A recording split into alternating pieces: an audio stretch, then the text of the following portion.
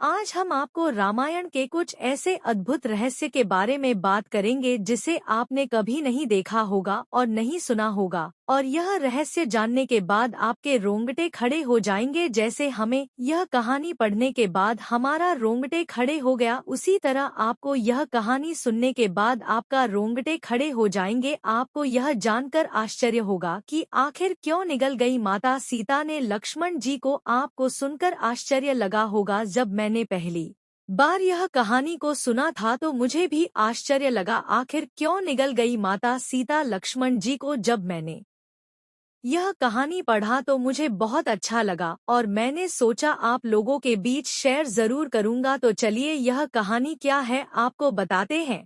Video काफी interesting होने वाली है, वीडियो को पूरा जरूर देखिएगा और मेरे knowledge of history YouTube channel को भी सब्सक्राइब जरूर कीजिएगा। सबसे पहले इस कहानी का कुछ बेसिक समझ लेते हैं।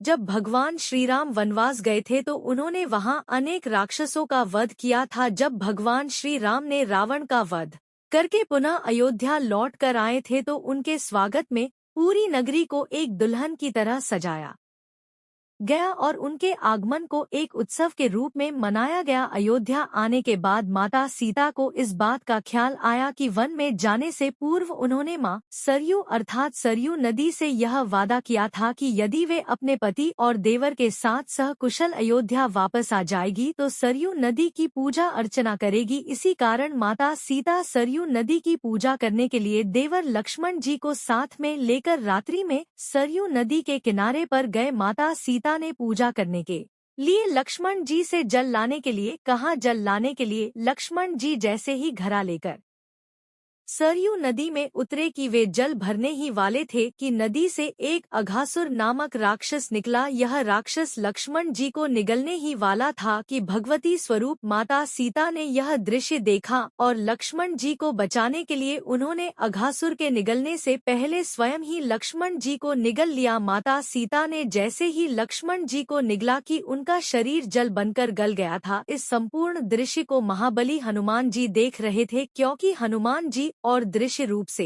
माता सीता साथ सरयू तट पर आए थे। उसके बाद हनुमान जी ने उस तन रूपी जल को एक घड़े में भरकर भगवान श्री राम के सम्मुख ले आए और सारा वृतांत श्री राम को सुनाया। मर्यादा पुरुषोत्तम श्री राम जी ने हनुमान जी की बात सुनी और हंसकर बोले कि हे मारुति नंदन, सभी राक्षसों का वध मैंने कर दिया है, लेकिन अघासुर नाम के इस राक्षस को भगवान शिव का वरदान प्राप्त है, इसलिए यह मेरे द्वारा नहीं मारा गया है। इसे भगवान शिव के वरदान के अनुसार जब त्रेता युग में माता सीता और लक्ष्मण का तन एक तत्व में बदल जाएगा, तब उसी तत्व के द्वारा ही इस राक्षस का वध होगा और उस तत्व का रुद्रा अवतारी हनुमान के द्वारा अस्त्र रूप में प्रयुक्त किया जाएगा। हनुमान जी को यह बात बताकर श्री राम ने हनुमान से कहा कि इस जल को इसी क्षण सरयू जल में अपने हाथों से प्रवाहित कर दो। इस जल के सरयू के जल में मिलने से अघासुर का वध हो जाएगा और इसी के साथ ही सीता तथा लक्ष्मण पुनः अपने शरीर को प्राप्त कर सकेंगे। श्री राम के अनुसार हनुमान जी ने घड़े के जल को गायत्री मंत्र से अभिमंत्रित करके सरयू नदी में जल को डाल दिया। जैसे ही उस घड़े का जल सरयू नदी में मिला,